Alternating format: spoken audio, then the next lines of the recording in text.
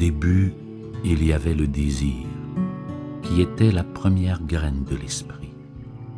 Les sages, ayant médité dans leur cœur, découvrirent dans leur sagesse la connexion de l'existant au non-existant.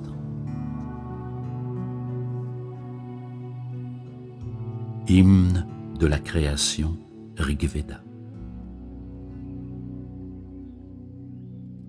Salut à tous et bienvenue à vous sur votre chaîne La Sagesse des Livres, où nous faisons pour vous le résumé des livres de développement personnel et spirituel.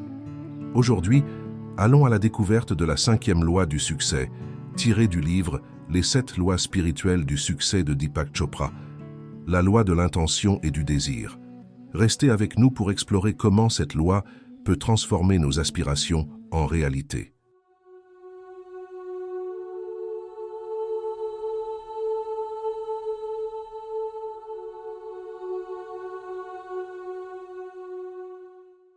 Cette loi nous invite à comprendre le pouvoir puissant qui réside dans l'acte conscient de créer des intentions claires et de nourrir des désirs profonds. C'est ce que Deepak Chopra appelle la loi de l'intention et du désir. Il s'agit de reconnaître que nos pensées et nos émotions influencent directement la réalité que nous vivons. En d'autres termes, là où nous plaçons notre attention, notre énergie suit et c'est là que la magie opère. Imaginez que vos pensées soient comme des semences et vos émotions comme l'eau qui les fait pousser.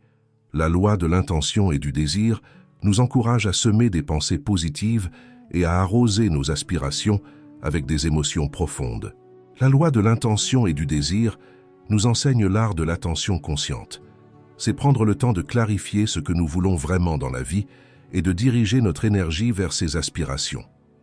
Chopra souligne que l'intention pure est une force créative puissante. Lorsque nous sommes alignés avec nos intentions, nous activons une énergie qui façonne activement notre réalité. C'est un peu comme naviguer sur un courant énergétique. Lorsque nous orientons consciemment notre attention vers ce que nous voulons créer, nous devenons les navigateurs de notre destinée. Un aspect essentiel de cette loi est de nourrir des désirs profonds. Il ne s'agit pas simplement de vouloir quelque chose, mais de ressentir profondément ce désir au niveau émotionnel. C'est cette émotion qui amplifie l'énergie de notre intention.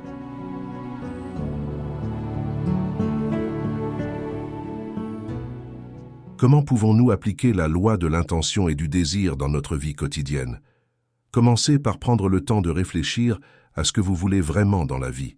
Formulez des intentions claires et ressentez profondément le désir de les voir se manifester. La visualisation créatrice est un outil puissant en accord avec cette loi. En imaginant vivement nos aspirations réalisées, nous renforçons l'intention et attirons ces réalités vers nous. Cultivez également un état d'esprit positif.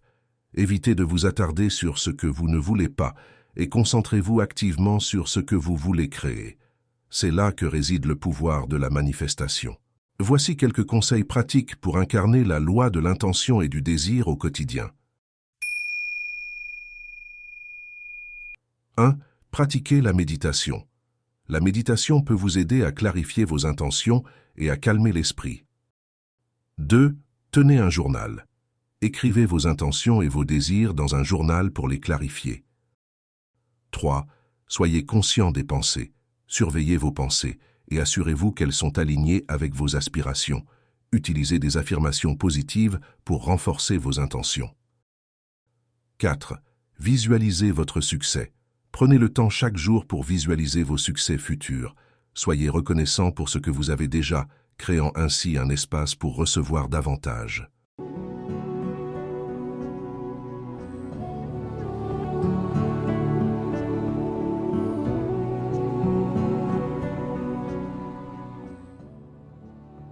En somme, la loi de l'intention et du désir nous rappelle que nos pensées et nos émotions ne sont pas simplement des expériences intérieures, mais des forces créatives qui façonnent notre réalité.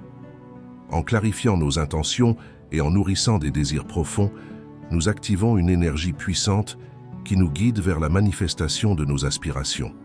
N'oubliez pas de pratiquer ces principes avec intention et partagez vos expériences dans les commentaires.